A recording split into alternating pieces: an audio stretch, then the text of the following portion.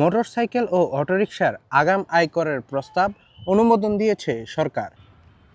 পূর্বে মোটরসাইকেল করের আওতায় থাকলেও এবার অটোরিকশাও আসলো করের আওতায়।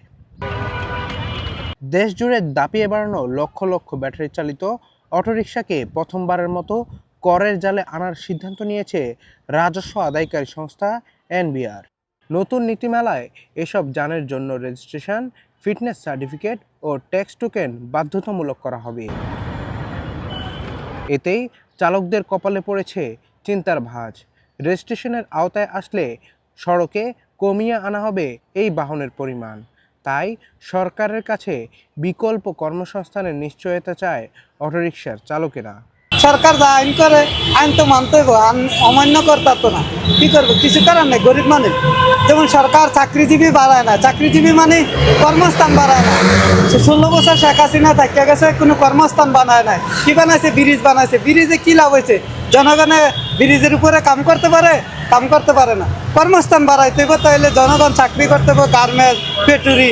তখন যখন রেট বাড়াইব তখন কেউ সাইরা দিয়ে বইয়া থাকবো বা অন্য কাজ করবে। যখন আমি বেকার হয়ে যাবো গা, চামু কি করবো? কর্ম না করে তাহলে তখন চুরি ডাকাতি তো করতে হইব, নাহলে কি করে খাইবো? এটা করার তো লাগবে। কি করবো? হ্যাঁ, এত যান বাঁচাইতে হইব। খাবার লাগে কি রাস্তাত হাত পাতলে কইব তোমার হাত আছে, পা আছে, কর্ম করে খাও। তো সরকার চাকরিও দেয় না, কিচ্ছু দেয় না, তো কি করবো? প্রবাসেও যাইতে পারতেছে না, তো কি করবো? জনগণে মারামারি করতে হইব। তাহলে 5,000 টাকা করে ভ্যাট নিবে, এটা তো ঠিক না। তো আমাদের মানে পেটে লাথি, আমাদের তো কর্ম করে খাইতে হবে, বুঝলেন না? এমনকি না ভালো একটা কর্ম যদি রিক্সা কাজে লাগাই দেয় তাহলে তো ভালোই হয়। তাহলে তো সবাই কাজই করে, তার দরকার গাড়ি চালায় না। আর জায়গা ধরে ডাম্পিং দেয়, ডাম্পিং দিলে 1200 টাকা, রেকার বিল করলেই 1200 টাকা। এই জায়গা গাড়ি ধরে, এটা কি ঠিক কাজ করে? এটা ঠিক করে না। আন্দোলন নামতে যত অটো রিক্সা ড্রাইভার আছে সবাই মিলা। আরও তো অনেক কর্ম আছে সরকারের।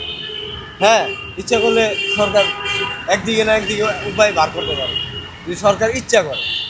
মূলত অবৈধ বা অননুমোদিতভাবে চলা এই যানগুলোকে শৃঙ্খলায় আনতেই এই উদ্যোগ নিয়েছে সরকার।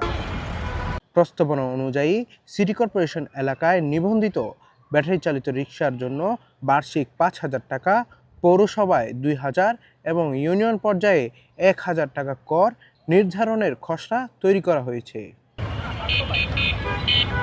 দেশে বর্তমানে আনুমানিক 30 থেকে 50 লাখ ব্যাটারি চালিত রিকশা ও অটোরিকশা চলছে, যার বড় অংশই অবৈধভাবে বা ব্যক্তিগত মালিকানায় পরিচালিত হচ্ছে। বিশেষজ্ঞরা বলছেন, এটি একদিকে যেমন সরকারি রাজস্ব বাড়াবে, তেমনি যান চলাচলে শৃঙ্খলা ফেরাবে। তবে এই বিশাল সংখ্যক বাহনের রেজিস্ট্রেশন ও কর বাস্তবায়ন করা একটি বড় চ্যালেঞ্জ হবে।